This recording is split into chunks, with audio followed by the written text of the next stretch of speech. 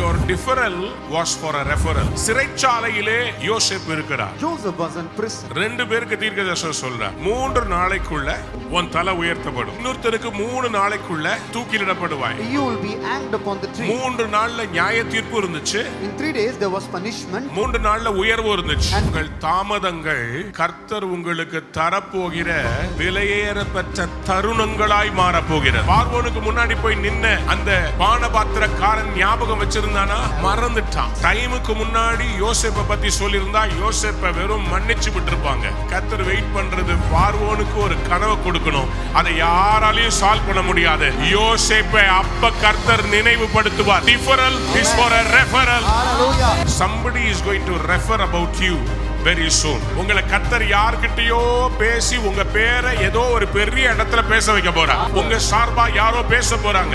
On your behalf someone else is going to talk. அவர் வேற யாரும் இல்ல, உயிரோட எழுந்த இயேசு கிறிஸ்து.